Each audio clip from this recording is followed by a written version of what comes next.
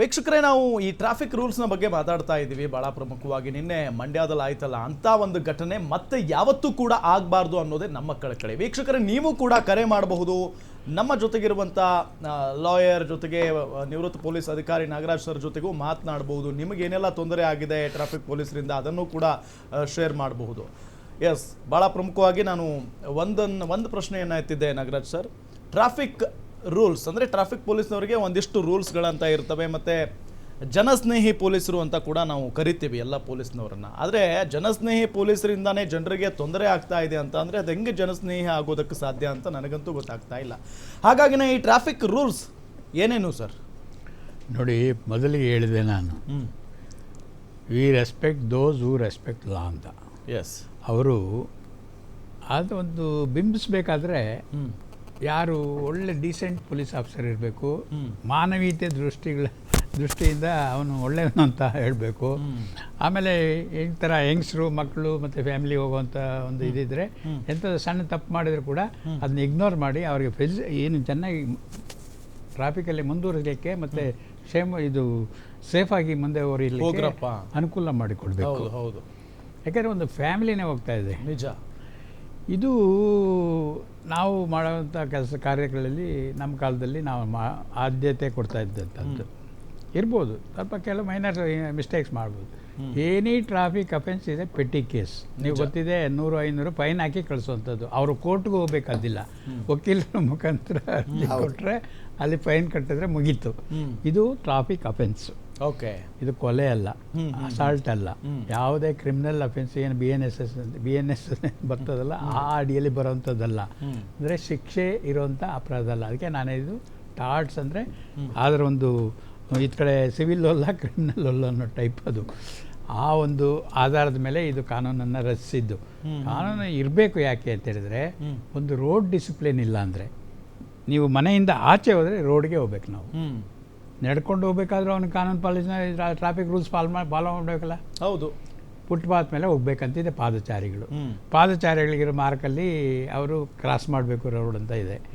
ಒಂದು ವೇಳೆ ನನ್ನಂಥ ಮೂರ್ಖ ಅಥವಾ ಯಾರೋ ಅಮಾಯಕ ಮಧ್ಯದಲ್ಲಿ ಕ್ರಾಸ್ ಮಾಡ್ತಾ ಇದ್ದಾನೆ ಅಂತ ಇಟ್ಕೊಳ್ಳಿ, ಅವನಿಗೆ ಕ್ರಾಸ್ ಮಾಡೋಕ್ಕೆ ಬಿಡಬೇಕು. ಓಕೆ, ಅವನ್ನ ಬೈಯೋದಲ್ಲ, ನಿಲ್ಬೇಕು. ಅವನು ಸೇಫ್ ಆಗಿ ಅವನು ಪಾರಾಗಬೇಕು. ಓಕೆ, ಯಾಕಂದರೆ ಡೇಂಜರಸ್ ಝೋನಲ್ಲಿ ಕ್ರಾಸ್ ಮಾಡ್ತಿದ್ದಾನೆ. ಅವನು ಲೈಫ್ ಮುಖ್ಯ.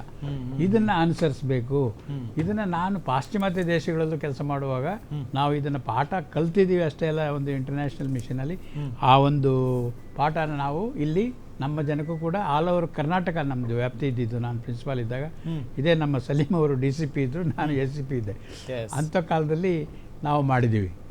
ಅದೇ ಕಾಲದಲ್ಲಿ ನಾನೇನು ಮಾಡಿದೆ, ಈ ಥರ ಕ್ರೂಡ್ ಮೆಥಡ್ ಬೇಡ ಅಂತ ಹೇಳ್ಕೊಂಡು ಕೋಬ್ರಾಸ್ ಅಂತ ಇಂಟ್ರೊಡ್ಯೂಸ್ ಮಾಡಿದ್ವಿ. ಕೋಬ್ರಾಸ್ ಅಂದರೆ ಈ ವಿಡಿಯೋ ಕ್ಯಾಮ್ರಾಸ್ ತೊಗೊಂಡೋಗಿ ಎಲ್ಲಿ ನಾವು ಫೆಸಿಲಿಟೀಸ್ ಎಂಥದ್ದು ಫ್ಯಾಕಲ್ಟೀಸ್ ಹಾಕಿರ್ತೀವಿ, ನೋ ಪಾರ್ಕಿಂಗು, ನೋ ಎಂಟ್ರಿ, ಈ ಥರದ್ದೆಲ್ಲ ಅಲ್ಲಿ ಯಾರು ವೈಲೇಟ್ ಮಾಡ್ತಾರೆ ಅವ್ರನ್ನ ವಿಚಿತ್ರ ಇಟ್ಕೊಳ್ಳಿ, ಡೌನ್ಲೋಡ್ ಮಾಡಿ ಬಂದು ಆಫೀಸಲ್ಲಿ ಕಂಪ್ಯೂಟ್ರಿಗೆ. ನಮ್ಮದೊಂದು ಸಿಸ್ಟಮ್ ಮಾಡಿದ್ವಿ, ಆಟೋಮೆಟಿಕ್ಕಾಗಿ ಜನ್ರೇಟ್ ಆಗ್ತಾಯಿತ್ತು. ಏನು ಅಫೆನ್ಸ್ ಮಾಡಿದಾನೆ ಅದಕ್ಕೆ ಇಷ್ಟು ಫೈನ್ ಅಂತ. ಅದನ್ನು ನಾವು ಅವರಿಗೆ ಪೋಸ್ಟ್ ಮಾಡ್ತಾಯಿದ್ವಿ.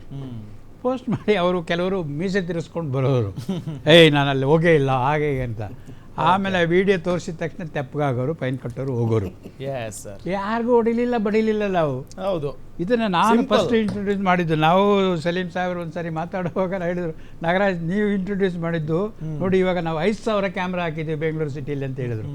ಯಾತಕ್ಕೋಸ್ಕರ ಅಂತ ಹೇಳಿದರೆ, ಇದು ನಡೆಯಬಾರ್ದು. ಈ ಥರ ಒಂದು ಹರಾಸ್ಮೆಂಟ್, ಟಾರ್ಚರಸ್, ವೆರಿ ಟಾರ್ಚರಸ್. ಯಾಕೆ ಏನೋ ಒಂದು ಕೆಲಸಕ್ಕೆ ಹೋಗ್ತಾ ಇರ್ತಾನೆ ಯಾರೇ ಆಗಲಿ, ವೆಹಿಕಲಲ್ಲಿ ಯಾಕೆ ಹೋಗ್ತೀವಿ ನಾವು, ಒಂದು ಅರ್ಜೆನ್ಸಿ ಹೌದು ಇರ್ಬೋದು, ಅಲ್ಲಿ ಇಲ್ಲಿ ಕಳ್ಳರು ಇರ್ಬೋದು. ನಾನು ಒಬ್ಬನಿಗೆ ಫೈರ್ ಮಾಡಿದ್ದೀನಿ ಒಂದು ಸಾರಿ. ನಾನು ಮಾಗಡಿ ರೋಡಲ್ಲಿ ಚೈನ್ ಸ್ನ್ಯಾಚಿಂಗ್ ಸಂದರ್ಭದಲ್ಲಿ ಮೆಸೇಜ್ ಬಂತು, ಈ ಥರ ಆಗಿದೆ ನೋಡಿ ಅಂತ. ನಾವು ಬ್ಯಾರಿಕೇಡಿಂಗ್ ಹಾಕ್ಕೊಂಡು ಚೆಕ್ ಮಾಡ್ತಾ ಇರ್ಬೇಕಾದ್ರೆ ನಾನು ಇನ್ಸ್ಪೆಕ್ಟ್ರ್ ಮಾಗಡಿ ರೋಡು, ಒಬ್ಬ ಬಂತ, ನಿಲ್ಲಿಸಿ ತಿರುಗಿ ಸ್ಪೀಡಪ್ ಮಾಡಿಬಿಟ್ಟ.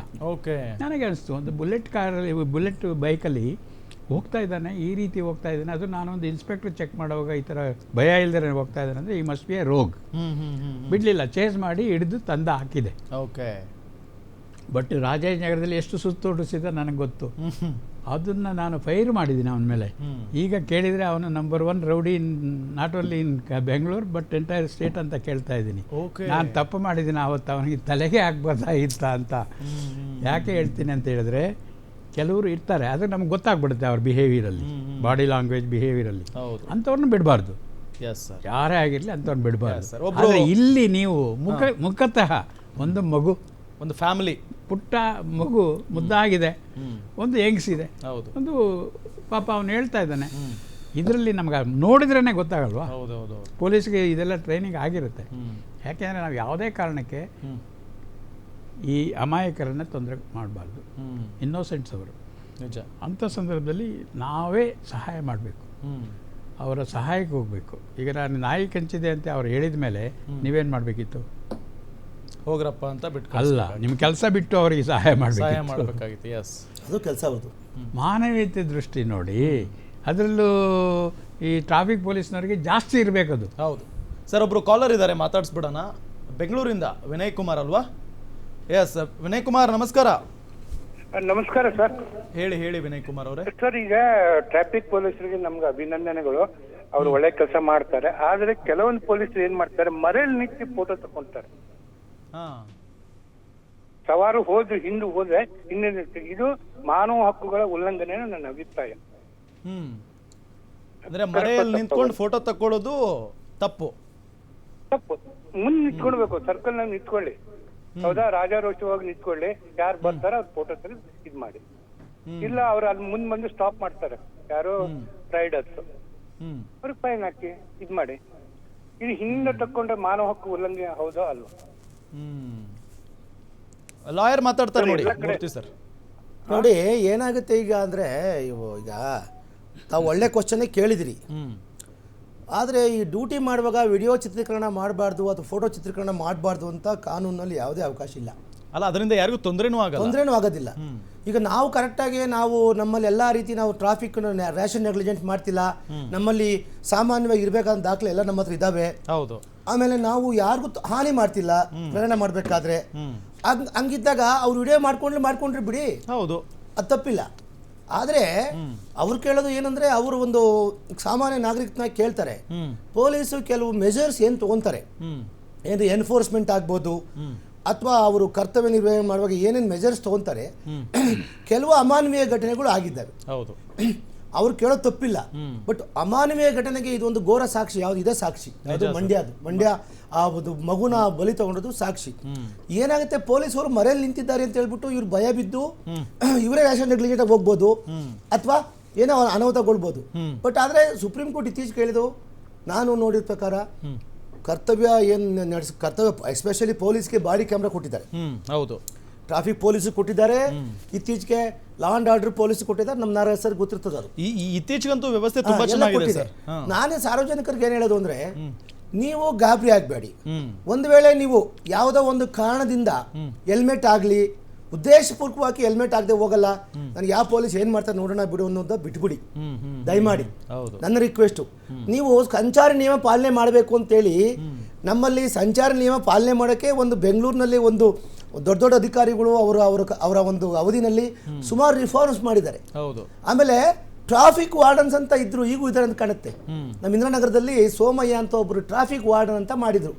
ಏನು ಟ್ರಾಫಿಕ್ ವಾರ್ಡನ್ ಅಂದರೆ, ಸಾರ್ವಜನಿಕರು ಸಂಚಾರ ನಿಯಂತ್ರಣ ಮಾಡೋಕ್ಕೋಸ್ಕರ, ಸುಗಮ ಸಂಚಾರಕ್ಕೋಸ್ಕರ ಸುಗಮ ಸಂಚಾರ ಮಾಡಿ ಅಪಘಾತ ರಹಿತ ಹಾಗೂ ಏನು ಯಾವುದೇ ಯಾರಿಗೆ ಸಾರ್ವಜನಿಕರಿಗೆ ಏನು ತೊಂದರೆ ಆಗೋದು ಮಾಡಬೇಕು ಅಂತೇಳಿ ಪೊಲೀಸು ಕ್ರಮ ಜರುಗಿಸ್ತಾರೆ.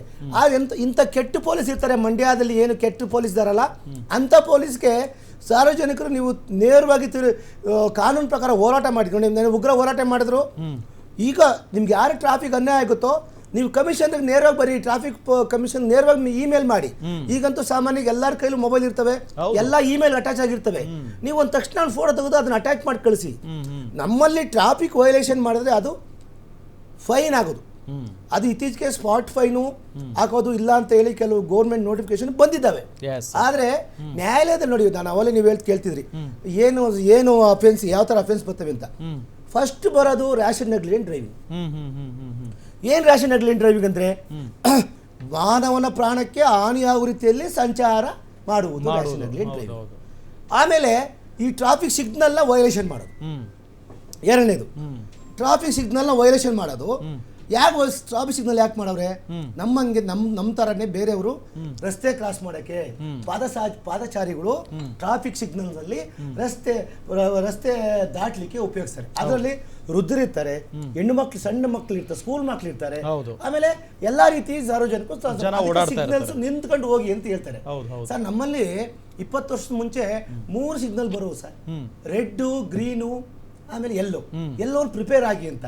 ರೆಡ್ ಅಂದ್ರೆ ಸಂಪೂರ್ಣ ನಿಲ್ಸ್ಬಿಡಿ ಅಂತ ಅರ್ಥ, ಅದೇನೇ ಅಂತ ನಿಲ್ಸ್ಬಿಡಿ ಅಂತ. ಗ್ರೀನ್ ಬಂದ್ರೆ ನೀವು ಸೇಫ್ಟಿ ಹೋಗ್ಬೋದು ಅಂತ ಹೇಳಿ ಮಾಡ್ಲಿಕ್ಕೆ ಪೊಲೀಸರು ತೆಗೆದುಕೊಂಡಿರ್ತಾರೆ ಕ್ರಮ. ಇದು ಈಗಲೂ ಇದೆ. ಈಗ ಮೂರಿಲ್ಲ, ಈಗ 2 ಇದೆ. ನಿಲ್ಲಿ ಹೋಗಿ ಈಗ ನಿಲ್ಲಕ್ ರೆಡಿ ಆಗಿಲ್ಲ ನೋಡಿ. ಈಗ ನಿಲ್ಲಕ್ ರೆಡಿ ಆಗಿ ನಮ್ ನಾರಾಯಣ ಸರ್ ಹೇಳ್ದಂಗೆ ಆತ ಸ್ಪೀಡಾಗಿ ಬರ್ತಾ ಇರ್ತಾನೆ. ಆತ ಒಂದು ಸಿಗ್ನಲ್ ಕೊಟ್ರೆ ನಿಂತ್ಕೊಳ್ಳಪ್ಪ ಅಂತ ನಿಂತ್ಕೊಂತಾನೆ. ನಮ್ಮಲ್ಲಿ ಆ ಎಲ್ಲೋ ಸಿಗ್ನಲ್ ತೆಗೆದ್ಬಿಟ್ಟು ತಕ್ಷಣ ನಿಂತ್ಕೊಳಪ್ಪ ಅಂದ್ರೆ ಏನಾಗುತ್ತೆ? ಅನಾಹುತ ಇಲ್ಲ, ಹಿಂದೆಗಡೆ ಬಂದು ಮುಂದೆ ಹೊಡಿತಾರೆ. ಹಂಗಾಗಿ ಸರ್ ನಮ್ಮಲ್ಲಿ ಏನ್ ಕೇಳು ಸರ್, ಸಾರ್ವಜನಿಕರು ಟ್ರಾಫಿಕ್ ಪೊಲೀಸ್ ವಿಚಾರ ಬಂದಾಗ ಅದು ಒಂದು ನಿಯಂತ್ರಣಕ್ಕೋಸ್ಕರ ಮಾಡಿರ್ತಕ್ಕಂಥ ಒಂದು ಕಾಯ್ದೆ, ನಿಯಂತ್ರಣ ಮಾಡಿರ್ತಕ್ಕಂಥ ವ್ಯವಸ್ಥೆಗೆ ತಾವು ಯಾವತ್ತೂ ಭಯ ಬೀಳ್ಬೇಡಿ.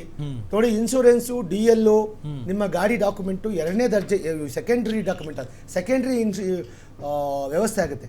ಪ್ರೈಮರಿ ಆಗೇನು, ನೋ ಪಾರ್ಕಿಂಗ್ ಅಲ್ಲಿ ನೋ ಪಾರ್ಕಿಂಗ್ ಮಾಡೋದು ಬೇಡ, ರ್ಯಾಷನ್ ನೆಗ್ಲಿಜೆಂಟ್ ಡ್ರೈವಿಂಗ್ ಮಾಡೋದು ಬೇಡ.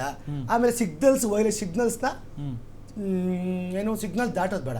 ಇವೆಲ್ಲ ಮಾಡಿದ್ರೆ ಸಹ ನಮಗೆ ಒಳ್ಳೇದಾಗುತ್ತೆ. ಈಗ ಹಂಗಾಗಿ ನೋಡಿ ಸರ್, ಈಗ ರ್ಯಾಷನ್ ನೆಗ್ಲಿಜೆಂಟ್ ಡ್ರೈವಿಂಗ್ ತಪ್ಪಿಸ್ಬೇಕು, ಮಾನವನ ಪ್ರಾಣ ಉಳಿಸ್ಬೇಕು ಅಂತ ಸುಪ್ರೀಂ ಕೋರ್ಟ್ ಆಗ್ಬೋದು, ಕರ್ನಾಟಕ ಹೈಕೋರ್ಟ್ ಆಗ್ಬೋದು, ಹೆಲ್ಮೆಟ್ ಹಾಕೊಳ್ಳಿ ಅಂತ ಹೇಳ್ತಾರೆ. ಹೆಲ್ಮೆಟ್ ಹಾಕಲ್ಲ. ಆಮೇಲೆ ಇನ್ಶೂರೆನ್ಸ್ ಮಾಡಿಸಿ ಅಂತಾರೆ.